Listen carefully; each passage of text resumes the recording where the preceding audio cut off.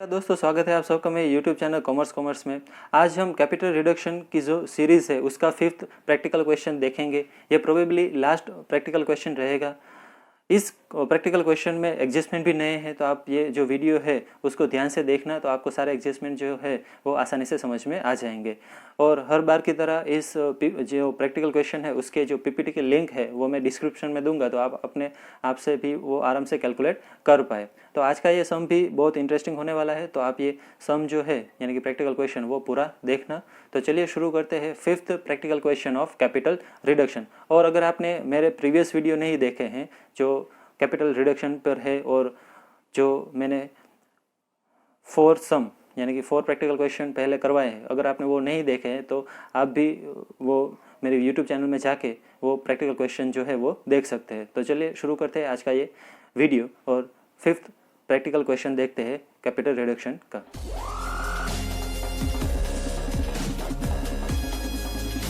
तो चलिए दोस्तों शुरू करते हैं आज का वीडियो और देखते हैं 5th practical question of capital reduction. आज का ये जो सम रहेगा उसमें एडजस्टमेंट डिफरेंट दिए गए हैं। जो अभी तक हमने सम किए हैं 1 to 4, वो 4 प्रैक्टिकल क्वेश्चन में जो एडजस्टमेंट नहीं आए हैं वो एडजस्टमेंट मैंने इसमें इंक्लूड किए हैं। ये सम आप ध्यान से देखना ताकि सारे एडजस्टमेंट आपको आसानी से समझ में आ जाए।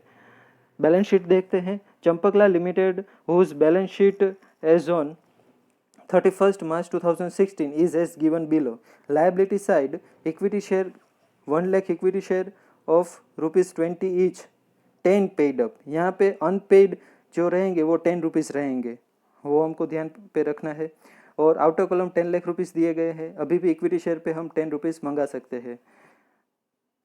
Then 8% preference share capital 8000 shares of ₹100 each, 75 paid up. तो प्रेफरेंस शेयर में भी 75 पेड अप है और आउटर कॉलम में अमाउंट आ जाएगी 6 लाख। 9% डिबेंचर है 6 लाख के। आउटस्टैंडिंग डिबेंचर इंटरेस्ट 1,08,000 का है।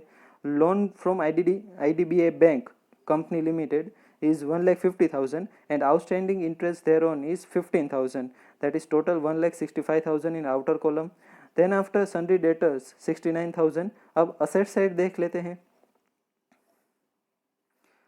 फिक्स्ड असेट्स जो है वो 11,20,000 यानी कि 11,20,000 की दी गई है। गुडविल जो है वो 80,000 की है। इन्वेस्टमेंट जिसकी मार्केट वैल्यू 55,000 है वो आउटर कॉलम 65 यानी कि उसकी बुक वैल्यू 65,000 रहेगी।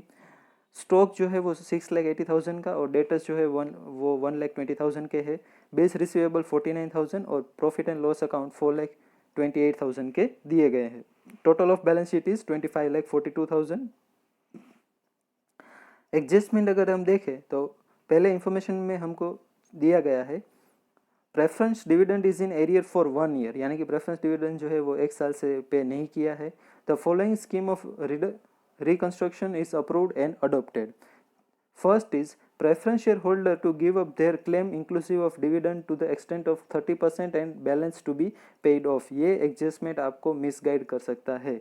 ये जनरल जो हम डिविडेंड को कहते हैं कि डिविडेंड जो है वो इतना वेव हो गया और वो इतना पे हो गया, ऐसे एडजस्टमेंट अगर आप सॉल्व करोगे तो ये प्रेफरेंस शेयर डिविडेंड का एडजस्टमेंट गलत हो जाएगा। यहाँ पे क्या कहा गया है हम ध्यान से पढ़ते हैं। Preference share holder to give up their claim inclusive of dividend, that means जो प्रेफरेंस शेयर कैपिटल है उसकी भी बात कर रहे हैं और डिविडेंड दोनों की बात कर रहे हैं। एक ही एडजस्टमेंट में दोनों चीज़ें साथ में दी गई है। Okay, inclusive of dividend to the extent of 30% and 30% तो दोनों में से वेव होगा, यानी कि प्रेफरेंस शेयर कैपिटल में से भी 30% रिड्यूस हो जाएगा। जो हम इक्विटी शेयर और प्रेफरेंस शेयर कैपिटल रिड्यूस कर यानी कि राइट ऑफ करते हैं वैसे 30% ऐसे ही वेव हो जाएगा। And balance to be paid off, that means dividend का 30% जो 1 साल का डिविडेंड ऊपर हमको दिया गया है, 1 साल से डिविडेंड पे नहीं किया है तो 1 साल का डिविडेंड जो है उसमें से 30% वेव हो जाएगा। और टोटल कैपिटल हमको जो बैलेंस शीट में दी गई है प्रेफरेंस शेयर कैपिटल उसमें से 30% आप वेव कर दो, राइट ऑफ कर दो। रिमेनिंग जितना रहे दोनों चीज़ें प्रेफरेंस शेयर कैपिटल और प्रेफरेंस शेयर डिविडेंड दोनों चीज़ें आपको पे कर देनी है, यानी कि आप उसको कैपिटल जो है लौटा दोगे और डिविडेंड जो रहेगा 70% रिमेनिंग जो रहेगा वो भी आप लौटा दोगे। यानी कि 70% कैपिटल भी हमको रिपे करनी है प्रेफरेंस शेयर होल्डर को और 70% जो डिविडेंड अमाउंट रहेगी वो भी हमको रिपे करनी है। ये दोनों चीज़ें होंगी। समझ में आए? ताकि ऐसे आप ये एडजस्टमेंट सोल्व करो। अगर आप सिर्फ डिविडेंड को लेके सोल्व करोगे तो आपका जो एडजस्टमेंट है वो गलत हो जाएगा। सेकंड देखते हैं, the debenture holder agree to forgo the interest outstanding and accepted 10% new debentures. तो first of all balance sheet में जो डिबेंचर आउटस्टैंडिंग इंटरेस्ट दिया गया है उसको हम वेव कर देंगे तो वो प्रॉफिट हो गया।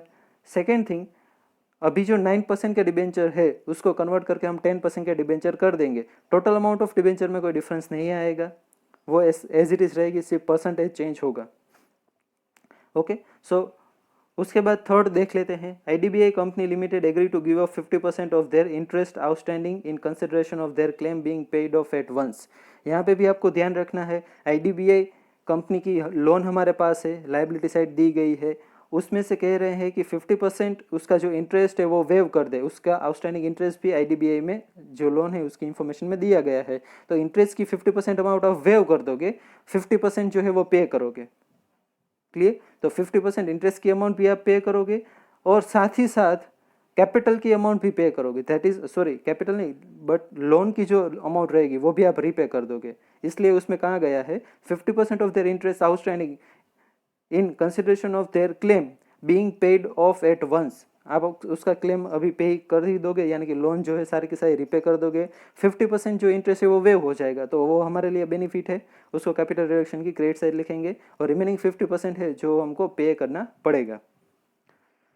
फोर्थ देख लेते हैं, sundry creditors would like to grant a discount of 5% if they were paid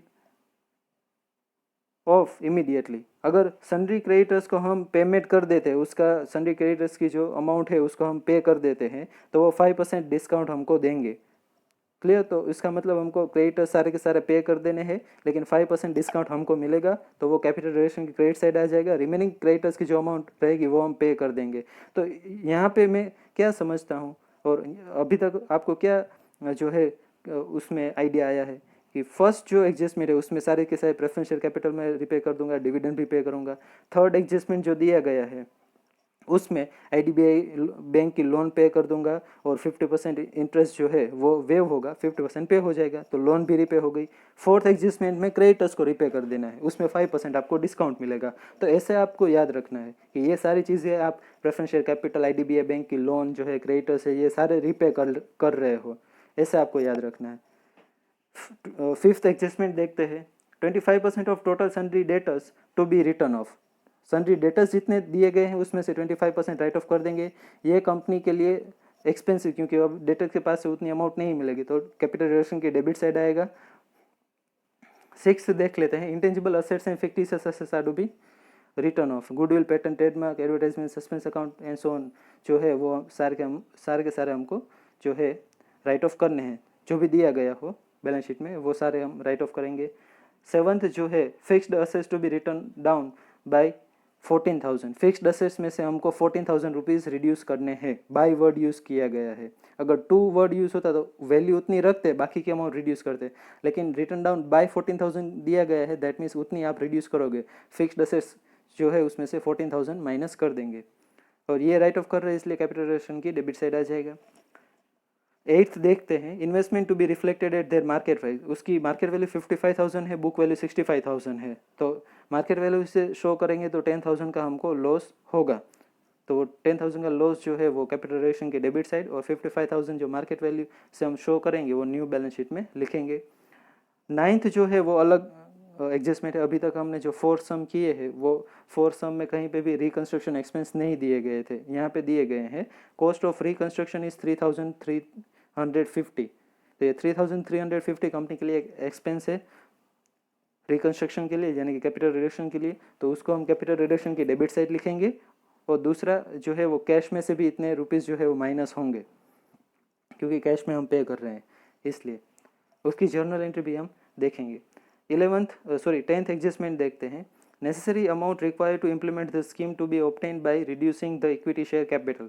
जितनी भी डेफिसिट रहेगी, फंड जितना भी डेफिसिट रहेगा वो सारा का सारा फंड आप इक्विटी शेयर कैपिटल को रिड्यूस करके ले सकते हो, क्योंकि एडजस्टमेंट में कहीं पे भी ये नहीं कहा गया है कि इक्विटी शेयर में से आप 10 रुपीज़ रिड्यूस करो, 5 रुपीज़ रिड्यूस करो। इनडायरेक्टली आपको कहा गया है कि अगर आपको फंड कम पड़े कैपिटल रिडक्शन में, तो आप इक्विटी शेयर की जितनी चाहे उतनी अमाउंट रिड्यूस करके फंड कलेक्ट कर सकते हो। Okay, then after 11th adjustment देखते हैं, the equity share holder brings in necessary cash against their partly paid up shares to leave the working capital that is closing bank balance at 20,000। ये बहुत ही अच्छा adjustment है, जहाँ पे कहा गया है कि अगर क्लोजिंग कैश बैलेंस 20,000 रखनी है हमको, कैश की क्लोजिंग बैलेंस हम कैलकुलेट करेंगे तो क्लोजिंग बैलेंस डायरेक्टली दी गई है 20,000, उतनी तो रखनी ही है।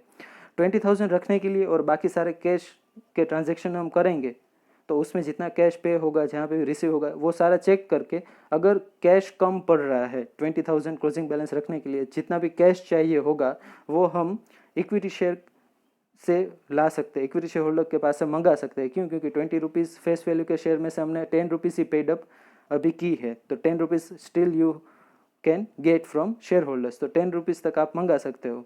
ओके, सो जितनी 10 rupees, that means total amount जो है अभी 10 रुपीज़ पेड अप है तो 10 लाख है, तो अगेन रिमेनिंग 10 लाख रुपीज़ भी आप मंगा सकते हो अनपेड अमाउंट जो है। तो जितना कम पड़ेगा क्लोजिंग कैश बैलेंस 20,000 रखने के लिए और सारे जो एक्सपेंस हम देखेंगे जितना कैश में पे करेंगे, जितना कम पड़ेगा वो हम equity share capital equity share holder के पास से मंगा सकते हैं, तो वो ऐड हो जाएगा शेयर कैपिटल में। पास necessary general entry in the books of company and prepare the balance sheet after the reduction. तो बैलेंस शीट भी हम प्रिपेयर करेंगे और जर्नल एंट्री जो है वो भी करेंगे। फर्स्ट कैलकुलेशन देख लेते हैं। Preference share holder give up their claim inclusive of dividend to the extent of 30% and balance to be paid off. यहाँ पे हम 30% डिविडेंड राइट ऑफ करेंगे, 30% कैपिटल राइट ऑफ करेंगे, और जितना बचेगा यानी कि 70% डिविडेंड और 70% कैपिटल दोनों हम रीपे कर देंगे। सॉरी, कैपिटल हम रीपे कर देंगे प्रेफरेंस शेयर होल्डर को, और डिविडेंड जो है वो सिर्फ पे करेंगे। So in this adjustment we have to reduce both preference share capital and amount of dividend which is waived, because it is given in adjustment that preference share holders give up their claim inclusive of dividend, that is share capital की भी बात कर रहे हैं और dividend की भी बात कर रहे हैं, which means claim on capital and dividend both are give up by 30%. okay, so capital कितनी रिड्यूस होगी? 6 लाख की प्रेफरेंस शेयर कैपिटल दी गई, उसमें से 30% आप राइट ऑफ करोगे, सो 6 लाख के 30% हो जाएंगे 1,80,000, यानी कि रिमेनिंग जो 4,20,000 रहेंगे, 420 कहाँ से आए? 6 लाख माइनस जितना रिड्यूस करोगे आप 180, तो रिमेनिंग रह जाएंगे 4,20,000, वो आप शेयर प्रेफरेंस शेयर होल्डर को कैश में पे कर दोगे। डिविडेंड की बात करते हैं, 1 साल से हमने डिविडेंड पे नहीं किया, परसेंटेज 8 है, 8% के प्रेफरेंस शेयर है इसलिए। So arrear in dividend for 1 year is equals to 6 lakh जितनी भी अभी पेड अप कैपिटल है multiply by 8 divided by 100, that is 8%। यहाँ पे 1 ही साल का है इसलिए हम कोई 2-3 से मल्टीप्लाई नहीं करते, 2 साल का होता तो 2 से मल्टीप्लाई करते, 3 का होता तो 3 से मल्टीप्लाई करते, यहाँ पे 1 ही साल का है। सो अमाउंट आ जाएगी 48,000, उसमें से 30% जो है वो वेव हो रहा है, so 48,000 multiply by 30 divided by 100, so we get 14,400। इतना वेव हो जाएगा तो हम पे कितना करेंगे? और कोई भी इंस्ट्रक्शन ना हो कि डिविडेंड कैश में पे होगा या इक्विटी शेयर्स में, तब आपको अज्यूम करना है कि वो कैश में ही पे हो रहा है बाय डिफ़ॉल्ट। अगर इंस्ट्रक्शन दी गई है कि इक्विटी में पे होगा तो कोई बात नहीं, अगर कोई इंस्ट्रक्शन नहीं है तो हम मानेंगे वो कैश में ही पे हो रहा है। So dividend paid is equals to 48,000 multiply by 70 divided by 100, so we get 33,600 जितना डिविडेंड कैश में पे होगा। साथ ही साथ हम कैपिटल भी रिपे कर रहे हैं, यानी कि 4,20,000 की प्रेफरेंस शेयर कैपिटल भी रिपे होगी। सेकेंड कैलकुलेशन देख लेते हैं। The debenture holder agree to forgo their interest outstanding and accept 10% new debenture. So यहाँ पे इंटरेस्ट जो है डिबेंचर होल्डर का वो बैलेंस शीट में दिया गया है, accrued interest, that is outstanding interest outstanding debenture interest is 1,08,000 which is given in the balance sheet. It is foregone by debenture holder. Okay, so ये सारी जो अमाउंट रहेगी 1,08,000 की, उतना हमको बेनिफिट होगा, क्योंकि यहाँ पे परसेंटेज नहीं दिए गए हैं कि 50% वेव कर रहे हैं या 50% फॉरगो कर रहे हैं, पूरा का पूरा फॉरगो कर रहे हैं, यानी कि 1,08,000 हमारे लिए बेनिफिट होगा, कैपिटल रिडक्शन की क्रेडिट साइड आ जाएगा। और 10% के डिबेंचर में अब बाकी की जो डिबेंचर, बाकी की नहीं लेकिन पूरे जो डिबेंचर है वो अब 10% में कन्वर्ट करेंगे। So it is also mention in adjustment that new 10% debenture is accepted by debenture holder, so in exchange of old 9% debenture of 6 lakhs we need to give up 10% debenture of 6 lakh। Amount same रहेगी percentage जो है वो change होंगे, यानी इसकी कोई as such big effect नहीं आएगी, सिर्फ परसेंटेज चेंज होंगे। थर्ड कैलकुलेशन देखते हैं आईडीबीआई बैंक के लिए। So IDBI company, sorry bank तो नहीं है, कंपनी वर्ड यूज हुआ है, तो IDBI company limited agree to give 50% of interest outstanding, okay, वो फॉरगो कर देंगे in consideration of their claim being paid off at once. यानी कि in this adjustment we suppose to repay the loan of IDBI bank और company limited, यानी कि हम loan तो पूरे रीपे करेंगे, इंटरेस्ट जो है वो 50% वेव होगा और 50% पे होगा। सो विथ 50% आउटस्टैंडिंग इंटरेस्ट, क्योंकि लोन आप पूरी पे करोगे और 50% इंटरेस्ट भी पे करोगे, 50% इंटरेस्ट जो है वो वेव होगा, ओके, इसलिए वहाँ पे मैंने भी लिखा है because 50% outstanding interest is given up, वो फॉरगो कर रहे हैं, गिव अप कर रहे हैं। आउटस्टैंडिंग इंटरेस्ट वेव्ड कितना होगा, 15,000 इंटरेस्ट बैलेंस शीट में दिया गया है, उसमें से 50%, सो 7,500 जो है वो वेव होगा। टोटल हम आईडीबीआई कंपनी लिमिटेड को कितना पे करेंगे, total amount paid to IDBI company is 1,50,000, जो उसकी लोन की अमाउंट है वो पूरी दे देंगे उसको, एंड 7,500 जो इंटरेस्ट की अमाउंट है वो भी हम पे करेंगे, यानी कि 1,57,500 टोटल हम आईडीबीआई कंपनी को पे करेंगे। Fourth adjustment, sundry creditors would like to grant a discount of 5% if they were paid off immediately. तो सन्ड्री क्रेडिटर्स जो है उसकी अमाउंट बैलेंस शीट में दी गई है 69,000, तो डिस्काउंट कितना मिलेगा हमको, 69,000 का 5%, सो 3,450, और अमाउंट पे कितनी करेंगे, 69,000 में से डिस्काउंट माइनस करोगे, हम माइनस करेंगे, दैट इज 3,450, सो पेमेंट होगा 65,550, यानी कि क्रेडिटर्स को 65,550 का कैश में हम पेमेंट करेंगे, और जो डिस्काउंट रिसीव हुआ है उसको हम कैपिटल रिडक्शन की क्रेडिट साइड लिखेंगे, क्योंकि हमारे लिए तो वो बेनिफिट है। अब फिफ्थ कैलकुलेशन देखते हैं, जिसमें सन्ड्री डेटर्स हम 25% रिड्यूस करेंगे, यानी कि राइट ऑफ करेंगे। Amount written off is equals to, balance sheet में सन्ड्री डेटर्स दिए गए हैं 1,20,000 के, उसके 25% आप करोगे तो आपको मिलेंगे 30,000, इतना राइट ऑफ करेंगे डेटर्स में से। रिमेनिंग जो डेटर्स की अमाउंट रहेगी 90,000 रुपीज़, वो न्यू बैलेंस शीट में आ जाएगी। ये 30,000 जो राइट ऑफ करेंगे वो कैपिटल रिडक्शन की डेबिट साइड आएंगी, क्योंकि हम असेट्स जो है वो राइट ऑफ कर रहे हैं इसलिए। सिक्स्थ है intangible and fictitious assets are to be written off. So balance sheet में हमको गुडविल एंड पीएनएल अकाउंट दिए गए हैं, तो वो दोनों चीज़ें हमको राइट ऑफ करनी पड़ेगी। उसके बाद सेवंथ एडजस्टमेंट देखते हैं, जहाँ पे फिक्स्ड असेट्स जो है वो 14,000 हम रिटर्न डाउन कर रहे हैं, यानी कि राइट ऑफ करेंगे। तो टोटल ये जो 14,000 राइट ऑफ करेंगे वो कैपिटल रिडक्शन की डेबिट साइड आ जाएगा, और रिमेनिंग जो अमाउंट रहेगी फिक्स्ड असेट्स में वो अराउंड 11,20,000 फिक्स्ड असेट्स दी गई है बैलेंस शीट में। सो रिमेनिंग अमाउंट जो रहेगी 11,20,000 माइनस 14,000 ये जो राइट ऑफ कर रहे हैं, तो रिमेनिंग अमाउंट जो रहेगी वो हम न्यू बैलेंस शीट में लिखेंगे। We need to write off 14,000 from fixed assets, वो सिंपली हम राइट ऑफ करेंगे। और एट्थ कैलकुलेशन देखते हैं, investment to be reflected at their market value. तो इन्वेस्टमेंट जो है उसकी मार्केट वैल्यू बैलेंस शीट में ही इन ब्रैकेट दी गई है। Market value of investment is 55,000, ये बैलेंस शीट में इन ब्रैकेट वैल्यू दी गई है। So we suppose to use this value in new balance sheet, ये 55,000 न्यू बैलेंस शीट में हम लिखेंगे। सो डिफरेंस कितना आएगा, बुक वैल्यू जो दी गई है बैलेंस शीट में वो है 65,000, अभी जो मार्केट वैल्यू इन ब्रैकेट दी गई है वो है 55,000। सो कंपनी को यहाँ पे लॉस होगा, क्योंकि बुक वैल्यू से मार्केट वैल्यू क्या है, कम। सो 10,000 का लॉस होगा, जो कैपिटल रिडक्शन की डेबिट साइड लिखेंगे। 55,000 जो न्यू वैल्यू है मार्केट वैल्यू, वो हम न्यू बैलेंस शीट में लिखेंगे। उसके बाद नाइन्थ एडजस्टमेंट देखते हैं, necessary amount required to implement the scheme be obtained by reducing equity share capital. उसके लिए हमको कैपिटल रिडक्शन अकाउंट जो है वो प्रिपेयर करना पड़ेगा, और देखना पड़ेगा कि फंड जो है वो कितना डेफिसिट हो रहा है। तो first of all debit side हम अमाउंट देखते हैं, यानी कि हम कितनी अमाउंट जो है वो यूटिलाइज कर रहे हैं। सो डेबिट साइड देखें तो टू प्रेफरेंशियल डिविडेंड, जो प्रेफरेंशियल डिविडेंड हम पे कर रहे हैं 33,600। यहाँ पे आपको प्रेफरेंशियल कैपिटल की अमाउंट नहीं लिखनी है, क्योंकि वो अभी हमारे लिए एक्सपेंसेस नहीं, वो हम कैश में पे कर रहे हैं। ये डिविडेंड जो है वो अभी हमारे लिए एज एक्सपेंस है, इसलिए हम डिविडेंड लिखें। कैपिटल अगर आप लिख दोगे यहाँ पे प्रेफरेंशियल कैपिटल, तो आपका सम जो है वो गलत हो जाएगा, सिर्फ डिविडेंड ही लिखना है। To preferential dividend 33,600 to sundry debtors, okay. Preferential dividend जितना आप पे करोगे उतना ही लिखोगे, जितना वेव कर रहे हो प्रेफरेंशियल डिविडेंड उसको कहीं पे भी आपको लिखना नहीं है। ये मैंने प्रीवियस सम में भी बताया है आपको। अभी लिखेंगे टू सन्डी डेटर्स, क्योंकि डेटर्स भी हम राइट ऑफ कर रहे हैं 30,000। टू गुडविल जो बैलेंस शीट में अमाउंट दी गई है 80,000। टू P&L अकाउंट 4,28,000 जो भी बैलेंस शीट में दी गई है।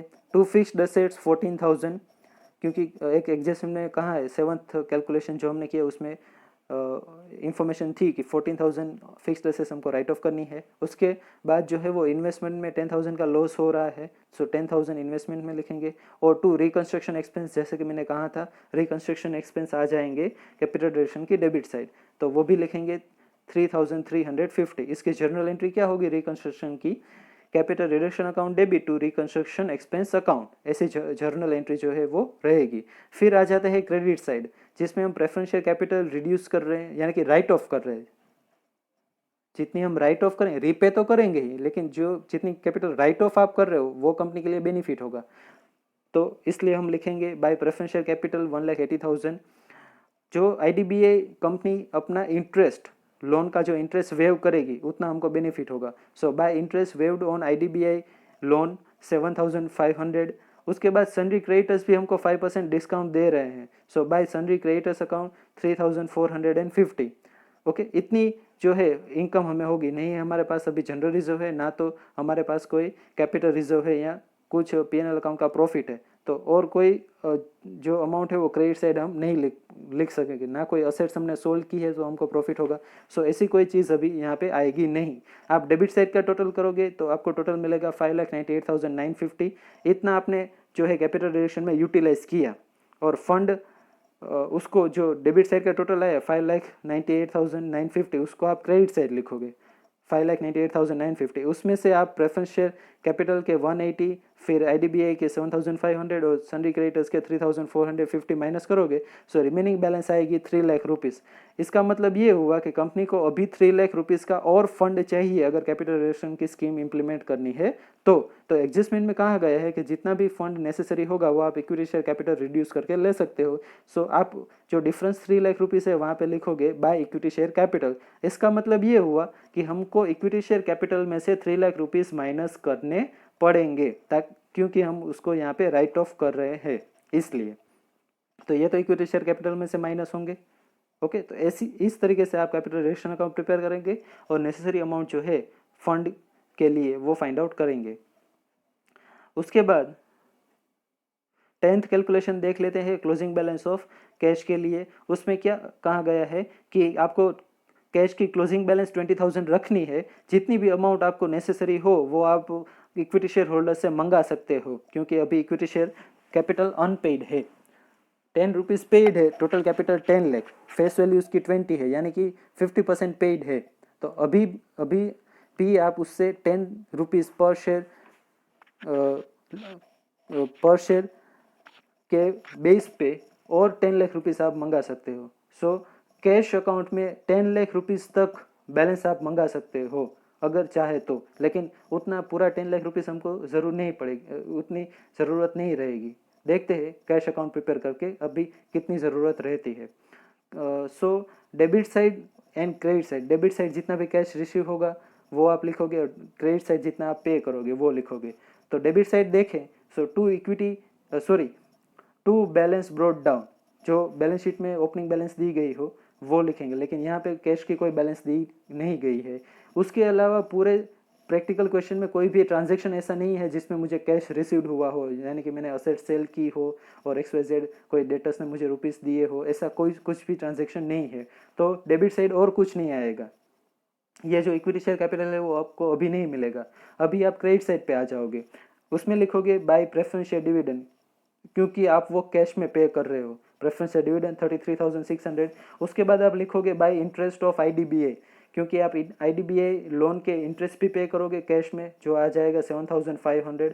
उसके साथ साथ ही अगर आपको लिखना है तो लास्ट सेकंड एंट्री आप देखो, बाय लोन फ्रॉम IDBI, आप लोन भी रीपे कर रहे हो, तो इंटरेस्ट के बाद डायरेक्ट आप लोन लिख दोगे तो आपको इजीली समझ में आ जाएगा, इंटरेस्ट भी पे कर रहे हैं, लोन भी पे कर रहे हैं। सो आप सेकंड लास्ट है वो ऊपर लिख दोगे तो भी कोई इश्यू नहीं है। सो बाय लोन फ्रॉम IDBI 1,50,000 भी हमको पे करना है, तो वो भी आप लिखोगे सेकंड लास्ट जो है। उसके बाद उसके ऊपर लोन के ऊपर देखो आप बाय प्रेफरेंस शेयर कैपिटल 4,20,000, क्योंकि हम प्रेफरेंस शेयर कैपिटल भी पे करेंगे। 6 लाख की प्रेफरेंस शेयर कैपिटल टोटल थी, उसमें से 1,20,000 राइट ऑफ कर दी, तो 4,20,000 बचेगी, वो आप क्या करोगे, रिपे करोगे। तो ऊपर आप देखो first entry preference share dividend repay किया। अब यहाँ पे उसके साथ साथ प्रेफरेंस शेयर के साथ इजीली आप याद रख सको, इसलिए आप प्रेफरेंस शेयर डिविडेंड के नीचे ही एग्जैक्टली आप लिख दो प्रेफरेंस शेयर कैपिटल 420। उसके बाद लिखो आप इंटरेस्ट ऑफ IDBI 7,500, और उसके ही नीचे आप लिख दो लोन फ्रॉम IDBI 150। ये जो चारों एंट्री रहेंगी वो आप इजीली एक साथ लिख सकते हो। यहाँ पे तो मैंने ऐसे ही लिखा है, लेकिन आप एक साथ चाहे तो एक साथ भी लिख सकते हो, आपको इजीली याद रहे इसके लिए। उसके बाद देखते हैं थर्ड बाय क्रेडिटर्स 65,550, क्योंकि क्रेडिटर्स को भी हम रिपे कर रहे हैं। उसके बाद रिकंस्ट्रक्शन एक्सपेंस भी कैश में पे किए हैं, सो बाय रिकंस्ट्रक्शन एक्सपेंस 3,350। उसके बाद प्रेफरेंस शेयर कैपिटल जैसे कि मैंने कहा हम वापस कर रहे हैं उसको, तो 4,20,000 आएंगे। उसके बाद लोन फ्रॉम IDBI है वो 150 का आएगी, और यहाँ पे आप क्लोजिंग बैलेंस भी लिख दोगे एज पर एडजस्टमेंट। उसमें कहा गया है कि आपको क्लोजिंग कैश बैलेंस और बैंक बैलेंस मेंटेन करनी है 20,000 की, सो यहाँ पे आप लिख दोगे by balance carry forward 20,000 rupees, जो न्यू बैलेंस शीट में आएंगे ये 20,000 रुपीज़। क्लियर। उसके बाद आप क्रेडिट साइड का टोटल करोगे, सो आपको मिल जाएगा 7 लाख। वो 7 लाख आप डेबिट साइड लिखोगे, और डेबिट साइड के जो अमाउंट है वो माइनस करोगे, लेकिन यहाँ पे डेबिट साइड पे हमारे पास कोई भी अमाउंट नहीं है। सो पूरे के पूरे 7 लाख जो रहेंगे वो आप कहाँ पे लिख दो, कौन लाएगा वो 7 lakh rupees, to equity share capital, वैसा आप लिख दोगे। क्यों? क्योंकि सारे के 7 लाख रुपीज़ सारे के सारे कौन लाएंगे, इक्विटी शेयर होल्डर्स जो है वो लाएंगे। जैसे कि मैंने कहा था कि अभी भी हम इक्विटी शेयर होल्डर के पास से 10 लाख रुपीज़ मंगा सकते हैं। 1 लाख नंबर ऑफ शेयर है, और 10 रुपीज़ पर शेयर जो है वो अनपेड है। सो 1 लाख मल्टीप्लाई बाय 10, तो टोटल हम 10 लाख रुपीज़ तक मंगा सकते हैं। यहाँ पे 7 लाख की ज़रूरत है, सो 7 लाख रुपीज़ जो है वो इक्विटी शेयर होल्डर लाएंगे। ओके, तो दो चीज़ें आपको याद रखनी है। इक्विटी शेयर होल्डर जब हमने कैपिटल रिडक्शन अकाउंट प्रिपेयर किया, सो वहाँ पे हमको पता चला, मैं प्रीवियस आपको दिखाता हूँ, यहाँ पे हमको पता चला कि 3 लाख रुपीज़ इक्विटी शेयर में से आप राइट ऑफ करेंगे, क्योंकि वो कैपिटल की यहाँ पे फंड की रिक्वायरमेंट है, सो वो राइट ऑफ करके हम लेंगे। और जब हम कैश अकाउंट प्रिपेयर करेंगे, सो पता चलेगा कि 7 लाख रुपीज़ कैश भी लाएंगे। सो उसका जनरल आप याद कैसे रखोगे उसको, 3 लाख इक्विटी शेयर में से आप माइनस करोगे, क्योंकि वो राइट ऑफ कर रहे हैं, और न्यू जो कैश में ला रहे हैं 7 लाख रुपीज़, उतना आप इक्विटी शेयर में प्लस करोगे। अगर आपको ये इजीली समझ में आए इसके लिए मैं कह रहा हूँ कि 10 लाख रुपीज़ अभी है, उसमें से ओल्ड बैलेंस शीट में 10 लाख रुपीज़ दिए गए हैं, उसमें से 3 लाख रुपीज़ राइट ऑफ कर रहे हो वो माइनस करो, और 7 लाख रुपीज़ जो न्यू ला रहे हैं, न्यू कैपिटल जो कैश में ला रहे हैं, उसको आप प्लस करो। इसी ऐसी इफेक्ट जो है वो रहेगी उसकी। उसके बाद जर्नल एंट्री देख लेते हैं। पहली तो दोनों कैपिटल राइट ऑफ करने के लिए equity share capital account debit 3 lakhs to preference share capital account 3 lakhs, sorry equity share capital account debit 3 lakh, preference share capital account debit 1,80,000 to capital reduction account 4,80,000 being equity share and preference share capital reduce. उसके बाद और right of भी आप word use कर सकते हो। उसके बाद प्रेफरेंस शेयर डिविडेंड जो डिक्लेयर कर रहे हैं उसके लिए capital reduction account debit 33,600 to preference share dividend account 33,600। अभी हम प्रेफरेंस शेयर डिविडेंड पे करेंगे, उसके लिए third journal entry preference share dividend account debit 33,600 to cash account, क्योंकि कैश में पे कर रहे हैं हम इसलिए 33,600 being preference share dividend paid in cash. उसके बाद fourth journal entry outstanding debenture interest जो वेव हो रहा है वो हमारे लिए बेनिफिट है, तो उसको कैपिटल रिडक्शन में क्रेडिट करेंगे। Outstanding debenture interest account debit 1,08,000 to capital reduction account 1,08,000 being outstanding debenture interest waived. अभी जो डिबेंचर हम कन्वर्ट कर रहे हैं 9% में से 10% में, उसके लिए fifth journal entry 9% debenture account debit 6 lakh to 10% debenture account 6 lakh being 10% new debenture issue for 9% old debenture. Amount same ही रहेगी 6 लाख रुपीज़। उसके बाद IDBI की जो लोन है उसमें इंटरेस्ट हाफ इंटरेस्ट वेव हो रहा है, वो भी हमारे लिए बेनिफिट है, तो उसके लिए जर्नल एंट्री हम करेंगे। Outstanding interest on IDBI loan account debit 7,500 to capital reduction account 7,500 being outstanding interest waived on IDBI loan. उसके बाद 7th जर्नल एंट्री देख लेते हैं, जो हम IDBI की लोन रीपे करेंगे कैश में, उसके लिए IDBI loan account debit 1,50,000, outstanding interest on IDBI loan account debit 7,500 to cash account 1,57,500 being loan and outstanding interest on IDBI company paid. Then 8th journal entry, जो sundry creditors को rupees पे करेंगे और discount जो received होगा, दोनों के लिए कंबाइंड जर्नल एंट्री करते हैं। Sundry creditors account debit 69,000 to cash account 65,550 to capital reduction account 3,450 being sundry creditors paid and discount received from them. 9th journal entry जो है वो हम डेटर्स राइट ऑफ कर रहे हैं 30,000 के, उसके लिए capital reduction account debit 30,000 to sundry debtors account 30,000 being sundry debtors written off. उसके बाद 10th जर्नल एंट्री देख लेते हैं, गुडविल और PNL अकाउंट राइट ऑफ करने के लिए कैपिटल रिडक्शन अकाउंट डेबिट 5,08,000, ये आपको पहले नहीं मिलेंगे, आपको लिखना पड़ेगा पहले to goodwill account 80,000 and to PNL account 4,28,000, फिर आप 80 और 4,28 का एडिशन करोगे, दोनों को प्लस करोगे, तभी आपको मिलेंगे 5,08,000 being intangible and fictitious assets return off. उसके बाद फिक्स्ड असेट्स में से 14,000 राइट ऑफ करेंगे, तो उसके लिए capital reduction account debit 14,000 to fixed assets account 14,000 being fixed assets written write off. उसके बाद इन्वेस्टमेंट जो है उसमें हमको 10,000 का लॉस हो रहा है, तो उसके लिए capital reduction account debit 10,000 to investment account 10,000 being decrease in the value of investment. उसके बाद 13th जर्नल एंट्री देख लेते हैं, रिकंस्ट्रक्शन एक्सपेंस जो हमने रिकॉर्ड किए कैपिटल रिडक्शन अकाउंट में, उसके लिए capital reduction account debit 3,350 to reconstruction expense account 3,350। जब आप रिकंस्ट्रक्शन एक्सपेंसेस पे करोगे तो उसके लिए 14th journal entry, reconstruction expense account debit to cash account 3,350 दोनों में आ जाएंगे बीइंग रिकंस्ट्रक्शन एक्सपेंस पेड। उसके बाद इक्विटी शेयर अपनी जो कैश में अमाउंट लाएंगे, लास्ट जब हमने कैश अकाउंट प्रिपेयर किया तो 7 lakh rupees equity share holder लाएंगे कैश में, सो उसके लिए 15th journal entry, cash account debit 7,000 to equity share, capital account 7,000 being cash received on partly paid up equity shares. उसके बाद बैलेंस शीट देख लेते हैं, that is new balance sheet, Champaklal company limited balance sheet on 31 March 2016। First जो equity and liabilities है उसमें first share holders fund और उसमें सब पॉइंट शेयर कैपिटल, यहाँ पे प्रेफरेंस शेयर कैपिटल नहीं आएगी क्योंकि सारी की सारी जो है हमने रीपे कर दी है, उसमें 30% हमको जो है राइट ऑफ की, बाकी की जो थी वो हमने रीपे कर दी, यानी कि अभी न्यू बैलेंस शीट में उसकी कोई अमाउंट आएगी नहीं। सिर्फ इक्विटी शेयर कैपिटल जो ओल्ड थी 10 लाख रुपीस, उसमें 7 लाख रुपीस कैश में ला रहे हैं, इसलिए 7 लाख प्लस करेंगे, और 3 लाख रुपीस हम राइट ऑफ कर रहे हैं तो 3 लाख माइनस करेंगे। सो इसी तरह से 14 लाख रुपीस आउटर कॉलम में आ जाएंगे।